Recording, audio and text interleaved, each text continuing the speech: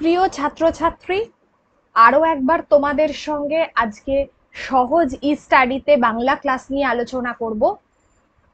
Class নম্বর তোমাদের 40। আজকে আমরা আবার একটা প্র্যাকটিস সেট নিয়ে আলোচনা করব এবং এই প্র্যাকটিস সেটটা একদম পঞ্চায়েতের অ্যাকর্ডিং টু কোয়েশ্চেন যেভাবে তোমাদের আসছে সেইভাবে, এবং বেশ কিছু তোমাদের প্রশ্ন যেগুলো ইয়ারের প্রশ্ন আছে, মানে যেগুলো প্রিভিয়াস ইয়ারের কোয়েশ্চেন, চেষ্টা করব তোমাদেরকে খুব তাড়াতাড়ি সেগুলো করানোর। ঠিক আছে, চলো। আর তোমরা আমাকে রিকোয়েস্ট করেছো যে তোমাদেরকে বেশ কিছু সাহিত্যিকদের নোটস গুলো বা তাদের যে লেখাগুলো সেগুলো যদি এক জায়গায় করে দিই, তো সেগুলো খুব তাড়াতাড়ি এক জায়গায় করে দেওয়ার একটা চেষ্টা করছি। ঠিক আছে, চলো। আচ্ছা, আজকে আমাদের প্রথম যেটা বলছে কথা পুরুষ এর ব্যাখ্যা বাক্যটা কি হবে। অর্থাৎ এখানে ব্যাখ্যা বাক্য শব্দটা বলতে গিয়ে যেটা ওরা বলেছে আর কি, মনে হতে পারে যে আরে এটা তো বেশ একটা কি শব্দ, ব্যাখ্যা বাক্য আবার কি জিনিস। তো এটা হচ্ছে আমরা কথা পুরুষ বলতে কি বুঝি। এক কথায় কথা পুরুষ বলতে আমরা যেটা বুঝি সেটা হচ্ছে আখ্যানের প্রধান নায়ক। যে নায়ক চরিত্রটা হয়, আখ্যানের প্রধান নায়ক, তাকে আমরা বলি কথা পুরুষ। ওকে, তাহলে এখানে উত্তর হচ্ছে সি। দেখো, এখানে উত্তর হচ্ছে সি। নেক্সট, অন্তর্জলি যাত্রা কার লেখা। নেক্সট কোয়েশ্চেন হচ্ছে অন্তর্জলি যাত্রা সেটা কার লেখা। এটা হচ্ছে কমল কুমার মজুমদার, বিখ্যাত লেখক কমল কুমার মজুমদার, তার লেখা অন্তর্জলি যাত্রা। চলো নেক্সট। আচ্ছা, নেক্সট কোয়েশ্চেন আমি অবশ্যই বলবো, তার আগে জাস্ট একটা ছোট্ট কথা, যে ম্যাথসের যে তোমাদের জন্য যে অফার চলছে, অনলি 499 এ 3 মান্থস ক্লাস করতে পারবে তোমরা পেড ব্যাচে। এই বিষয়ে বিস্তারিত জানতে তোমরা জসিম স্যারের সঙ্গে 8348817027 এই নাম্বারে কন্ট্যাক্ট করো। ওকে, চলো নেক্সট। নাম ব্যুৎপত্তি কি হবে। আচ্ছা, এখানে এই যে নাম ব্যুৎপত্তি বিষয়টা বলেছে, এই বিষয়টা কিন্তু আমরা প্রত্যয় থেকে পাই। ঠিক আছে, প্রত্যয় থেকে পাই। নাম প্লাস যোগ্য, নাম প্লাস ইঙ, নম প্লাস যোগ্য আর নাম প্লাস যোগ্য তোমাদেরকে প্রত্যয় করাবো। এখানে ব্যুৎপত্তিগত ভাবে বের করতে বলেছে। এখানে যেটা হবে সেটা হচ্ছে নাম প্লাস ইঙ, এটা হয় না, আর নাম প্লাস যোগ্য হয় না, কথাটা হচ্ছে নম প্লাস যোগ্য হয়। এর অনেকগুলো নিয়ম আছে, নিয়মটা না বুঝলে তোমরা করতে পারবে না। এটা হচ্ছে প্রত্যয়জাত শব্দ।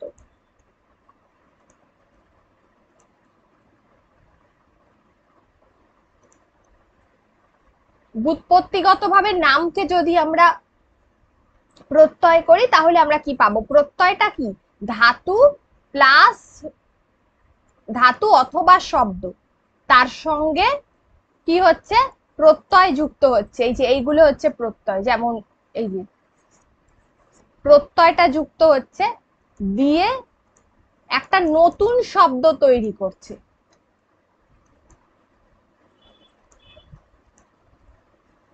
একটা নতুন শব্দ তৈরি করছে, সেটাই মূলত প্রত্যয়। ঠিক আছে, এটা নিয়ে অনেকটা ডিটেলসে আলোচনা না করলে বুঝতে পারবেন, এটা বাংলার মধ্যে আমি বলবো যে বেশ কঠিন একটা জায়গা। আচ্ছা নেক্সট। আচ্ছা, বিশারদকে ব্যাসবাক্য করো তাহলে কি হবে। বিশারদকে যদি আমরা ব্যাসবাক্য করি তাহলে যেটা হবে সেটা হচ্ছে যে যিনি বিশেষভাবে জানেন, বিশেষভাবে জানেন যিনি, তাই তো, সেই হচ্ছে বিশারদ। আর একটা হলো যেটা আমরা আরেকটা বলতে পারি সেটা হচ্ছে যে বিশারদের ক্ষেত্রে একটা হলো বিশিষ্ট সারদা যার, এই বিষয়টা বিশিষ্ট সারদা যার, এটাও আমরা অনেক সময় উল্লেখ করে থাকি। আর একটা হচ্ছে বিশিষ্ট সারদ, সি আছে। আর একটা হচ্ছে যিনি বিশিষ্ট তিনি হচ্ছেন সারদা, একদম ভুল, এই তিনটের একটাও হবে না। ঠিক আছে, তাহলে এক্ষেত্রে যেটা তোমাদের চারটের মধ্যে গ এবং ঘ, দেখো কোনো মতেই হবে না। ঠিক আছে, গ এবং ঘ এটা কিন্তু কোনো মতেই হবে না। তাহলে তোমরা একটু বলো দেখি আন্দাজ করে যে কোনটা হতে পারে। বিশারদ সমাস যদি আমি করি তাহলে কোনটা হবে? তোমরা একটু ভেবে বলো, তোমরা ভেবে বলো, তারপরেই আমি বলে দিচ্ছি কি হতে পারে।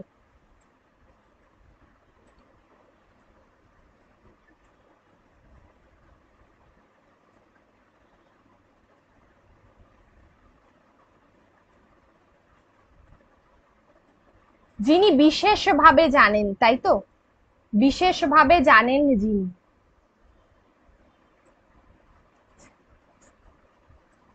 তিনি হচ্ছেন বিশারদ। তাহলে এক্ষেত্রে চারের হচ্ছে বি, চারের হচ্ছে বি আনসার। ওকে, নেক্সট। রাজছত্র, রাজযুক্ত ছত্র, সে মনে পড়ছে? প্রথমটাই হচ্ছে তোমার, যদি আমি বিশ্লেষণ করি অ আসছে আর পরেরটায় ছ আসছে, তাহলে সেটা হচ্ছে তোমার চয়ে ছয়, তাই তো? তাহলে রাজযুক্ত ছত্র, রাজচ্ছত্র, এক্ষেত্রে বি উত্তর হবে। এক্ষেত্রে বি উত্তর হবে, তোমরা জানো।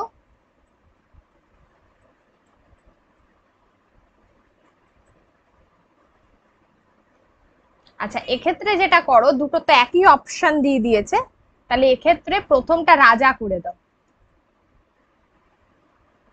প্রথমটা রাজা করে দাও, রাজা প্লাস ছত্র, এটা ভুল, এটা কোনোদিন হয় না।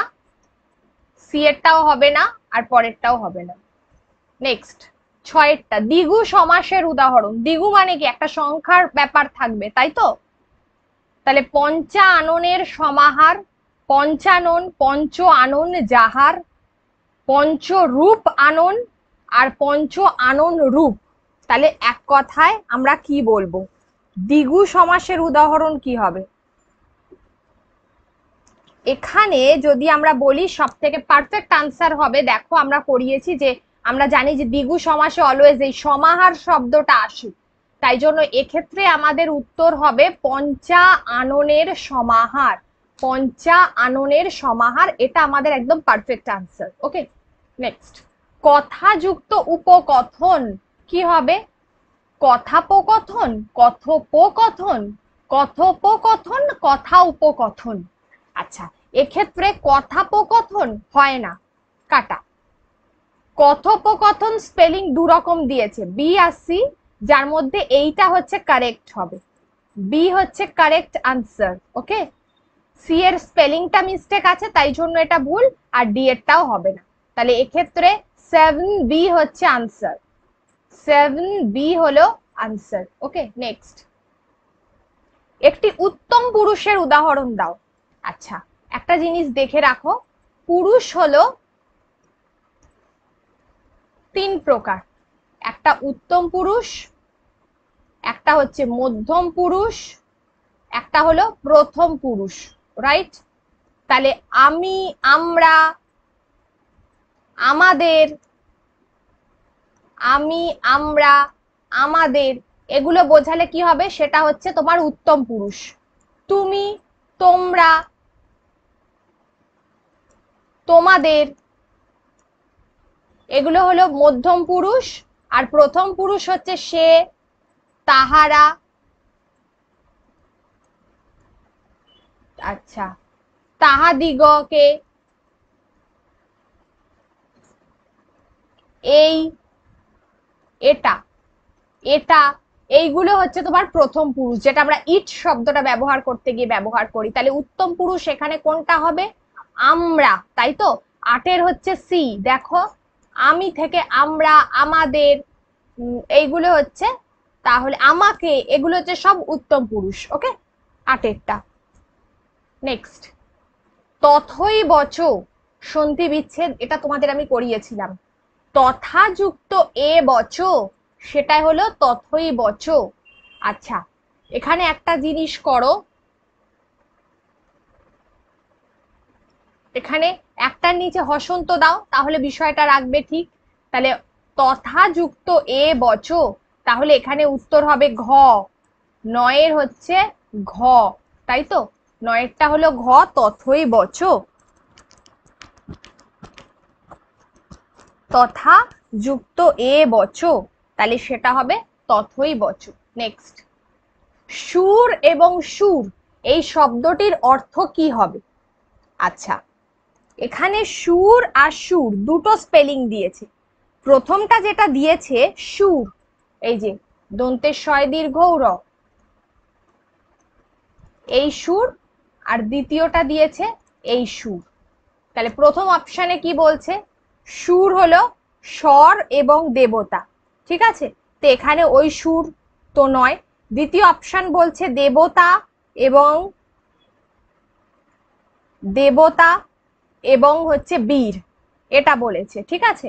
নেক্সট হচ্ছে বীর ও দেবতা, আর দেবতা ও স্বর, এই কথাটা বলে দিয়েছে। তাহলে প্রথম যে আমরা সুর কথাটা পাবো,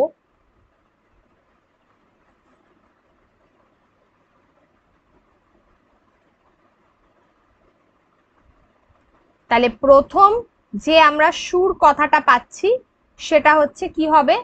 এক্ষেত্রে হবে প্রথম সুর দেবতা। সূর্য, সূর্যের দেবতা অর্থে ব্যবহার করা হয়, তাহলে প্রথম সুর হচ্ছে দেবতা। আর পরেরটা যেটা দিয়েছে দেখো, তালব শয়ে দীর্ঘ র, তোমরা হয়তো এখানে বলে দেবে যে বীর, ঠিক আছে, একদমই তাই। এক্ষেত্রে যেটা উত্তর হবে সুর, এই সুর হচ্ছে বীর, বা আমরা যেটাকে পুরাণে যেটা বলি যে বসুদেবের পিতা, ঠিক আছে, তাকে সুর বলা হতো। তো এক কথায় যে বীর, যে বলি, সে হচ্ছে তোমার সুর। তাহলে এক্ষেত্রে উত্তর হবে 10-এর বি। Number 10 B answer. প্রথম সুর, এই সুর হচ্ছে সূর্য বা দেবতা, আর এই সুর হচ্ছে বীর, খেয়াল থাকে জানো এটা। নেক্সট, শিষ্য শব্দটির প্রকৃতি প্রত্যয় কি হবে? দেখো, প্রকৃতি প্রত্যয় যেটা আমরা দেখছিলাম, ঠিক আছে, শিষ্য শব্দটির প্রকৃতি প্রত্যয় কি হবে? কি করতে হবে? প্রথমটায় বলছে শোক যুক্ত ইতচ, ঠিক আছে, শ্বাস যুক্ত কপচ, শ্বাস যুক্ত ইমন, শ্বাস যুক্ত ওটাকে বলা হয় কপ, ঠিক আছে। তাহলে এক্ষেত্রে আমরা কি করব?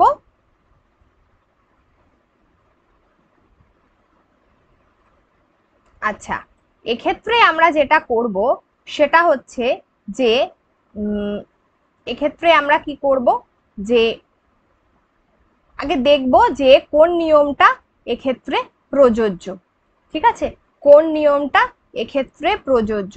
আমরা যদি শিষ্যকে ভাঙি তাহলে কোন নিয়মটা পাবো? মূলত শিষ্য থেকে যেটা পাওয়া যায় সেটা হচ্ছে এই যে শ্বাস, শ্বাস বিষয়টা পাওয়া যায় শিষ্যকে ভাঙলে। তাহলে দেখো শীষ আছে, তাহলে সেক্ষেত্রে এটা শ্বাস হবে। আর শীষ থাকলে আরেকটা হয় যেটা হচ্ছে কফ। এই কফ নিয়মটা কখন বসে? মূলত লাস্টে যদি জফলা থাকে, এই যে দেখছো জফলা আছে লাস্টে, এই জফলা থাকলে কফটা বসে। তাহলে এক্ষেত্রে উত্তর হচ্ছে ডি এরটা হবে। 11 ডি, জফলা থাকলে কফ হয়, ঠিক আছে, কপচ নয়, কফ হবে। নেক্সট, প্রবাদ প্রবচন 5 কান করা। 5 কান মানে কি? কোনো কিছুকে জাহির করা অর্থে বোঝাচ্ছে, তুমি যে কথাটা সকলকে বলে দিচ্ছ, ঠিক আছে, সেটাকে হচ্ছে 5 কান করা। তুমি সকলকে যে কথাটা জানিয়ে দেওয়া যায়, সকলকে জানানো,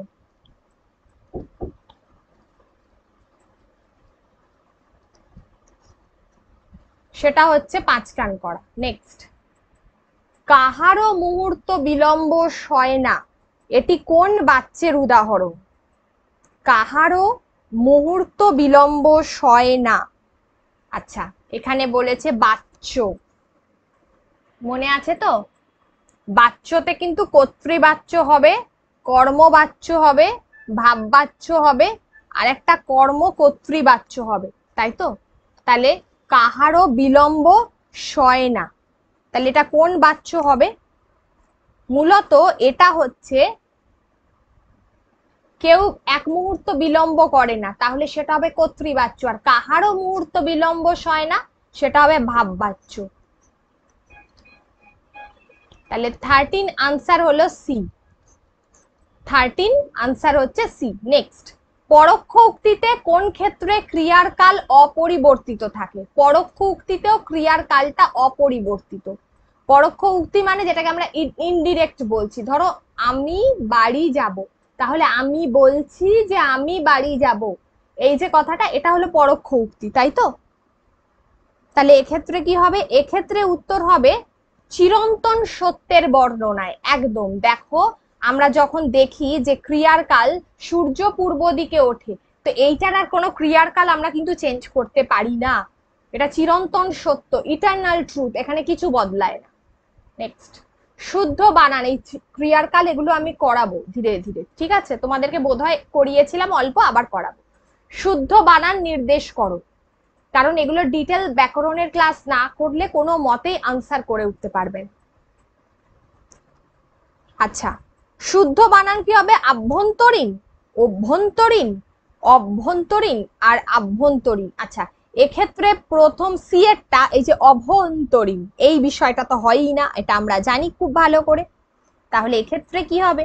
এক্ষেত্রে উত্তর হবে কথাটা আমরা বলে থাকি অভ্যন্তরীণ, ঠিক আছে? ভেতরকার বিষয় যেটা অভ্যন্তরীণ, এগুলো সব কাটা হবে, আভ্যন্তরীণ হয় না কখনো, অভ্যন্তরীণ হবে। 15 হলো আনসার হচ্ছে বি। নেক্সট, বীরাঙ্গনা কার লেখা? মাইকেল মধুসূদন দত্তের একটি বিখ্যাত পত্রকাব্য।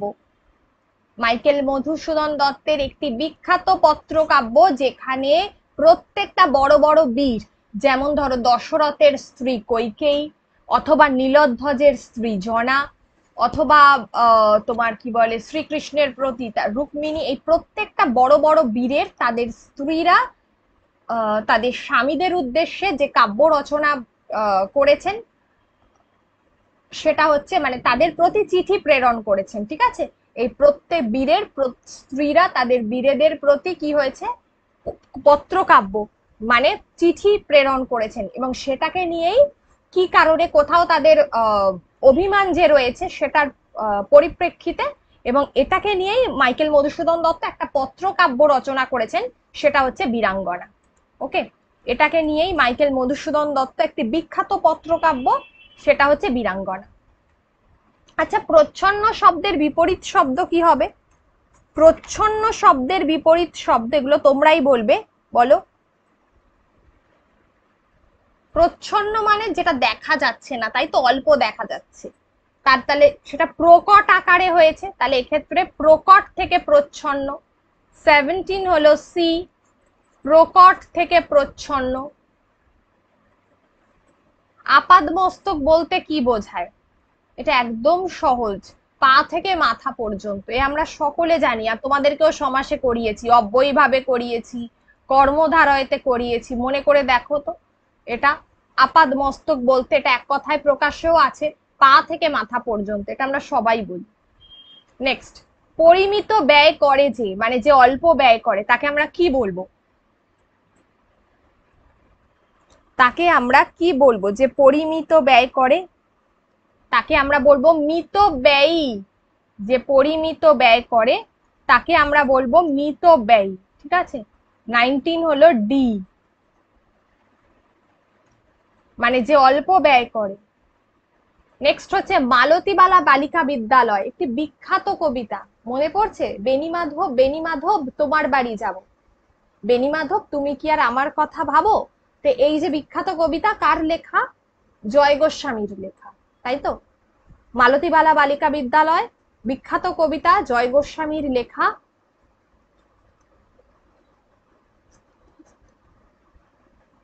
আচ্ছা, এখানে আরো যে নামগুলো দেওয়া হয়েছে তার সঙ্গে সেগুলো বিখ্যাত। জাস্ট এক্ষেত্রে আমি একটাই কথা বলবো যে মালতীবালা বালিকা বিদ্যালয় একটা সময়, আমি জানি না তোমরা পড়েছো কিনা, একটা সময় কিন্তু টেক্সটে ছিল, ঠিক আছে? মালতীবালা বালিকা বিদ্যালয় এক সময় টেক্সটে ছিল, এটা জয় গোস্বামীর লেখা।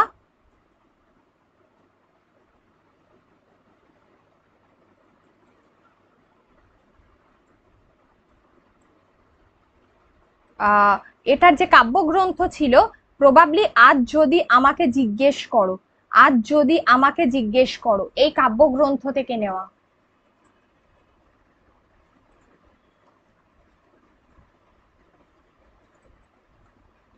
আজ যদি আমাকে জিজ্ঞেস করো।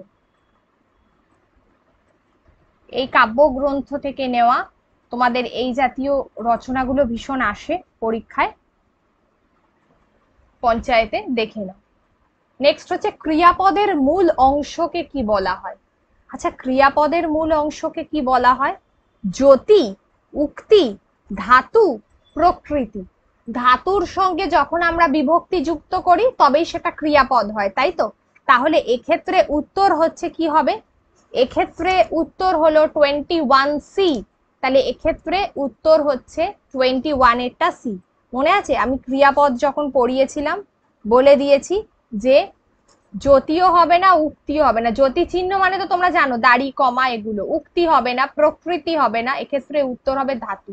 ধাতু প্লাস হচ্ছে বিভক্তি, ধাতুর সঙ্গে বিভক্তি অ্যাড করে দাও, কি পাবো? ক্রিয়াপদ। মনে থাকে জানো। নেক্সট, শেষের কবিতা কার লেখা বলে দিয়েছিলাম, বলো। শরৎচন্দ্র চট্টোপাধ্যায়, মানিক বন্দ্যোপাধ্যায়, বনফুল, রবীন্দ্রনাথ ঠাকুর। তোমরা বলো কি হবে উত্তর? 22, তোমরা উত্তর বলো। এক্স্যাক্টলি, রবীন্দ্রনাথ ঠাকুর, তাই তো? রবীন্দ্রনাথ ঠাকুর হলো শেষের কবিতা উপন্যাসটি তার রচনা। আচ্ছা, শেষের কবিতার গুরুত্বপূর্ণ চরিত্র পরীক্ষায় এগুলো আসে: অমিত, লাবণ্য, কেতকী আর শোভনলাল। এটা হলো শেষের কবিতার গুরুত্বপূর্ণ চরিত্র। আচ্ছা, কেবল ভাব বাচ্চে কোন প্রত্যয় যুক্ত হয়? কেবলমাত্র ভাব বাচ্চে কোন প্রত্যয় যুক্ত হয়, এটা আমরা কি বলবো উত্তর? কেবলমাত্র ভাব বাচ্চে কোন প্রত্যয় যুক্ত হয়? সেটা হচ্ছে অ। দেখো আমরা বলি সবসময় অ। কারণ কি? ধরো তুমি ভালোভাবে যাত্রা করো, এটাকে যদি আমরা ভাব বাচ্চে নিয়ে যাই তাহলে আমরা বলবো তোমার যাত্রা শুভ হোক। তাহলে এই যে হোক, দেখো লাস্টে অ, সব জায়গায় কি হচ্ছে? অ আসছে শেষে, তাহলে অপ্রত্যয়। নেক্সট, 24, কৃষাণ ভালো ছেলে, এটা তোমরা বলবে ভালো কোন পদ? একদম ইজি, বলে ফেলো। বিশেষ্য পদ, বিশেষণ পদ, ক্রিয়াপদ নাকি অব্যয় পদ? বল।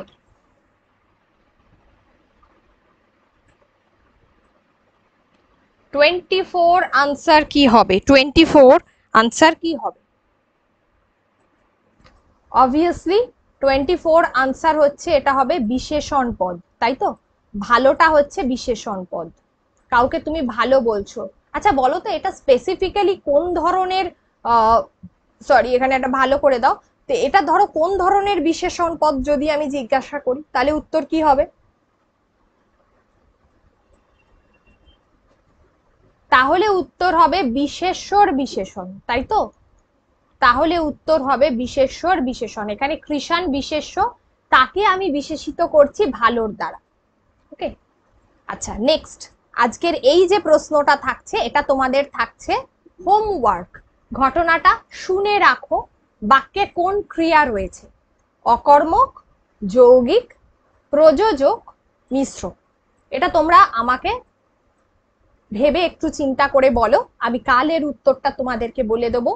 আচ্ছা, ক্লাস কেমন লাগছে সেটা জানাতে অবশ্যই ভুলো না। এই জাতীয় আরো বিভিন্ন প্রশ্ন পেতে অবশ্যই চ্যানেলটাকে সাবস্ক্রাইব করে রাখো। আর ডেসক্রিপশন বক্সে তোমাদের যে লিংক যাচ্ছে, সেখানে টেলিগ্রামের যে লিংক আছে সেখানে তোমরা কিন্তু যুক্ত হয়ে যাও, সেখানে তোমরা ক্লাসের আরো ডিটেলস পাবে। ওকে, আচ্ছা নেক্সট দিন, আগের দিন আমি একটা হোমওয়ার্ক দিয়েছিলাম যেটা হলো জনৈক, তার ব্যাস বাক্য কি হবে? এর ব্যাস বাক্য হবে এক যে জন। এক যে জন, ঠিক আছে? তাহলে এক্ষেত্রে উত্তর হবে একের এ, এক যে জন। কর্মধারয় সমাস যেটাকে আমরা বলে থাকি, ঠিক আছে?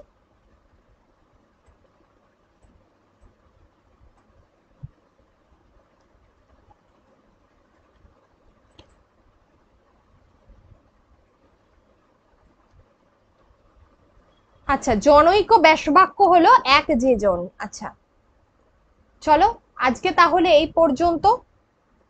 নেক্সট দিন আবার আরেকটা ক্লাসে আমরা আলোচনা করব আর আরো বেশ কিছু গুরুত্বপূর্ণ প্রশ্ন। সকলে খুব ভালো থাকো। Thank you. ক্লাস দেখতে থাকো।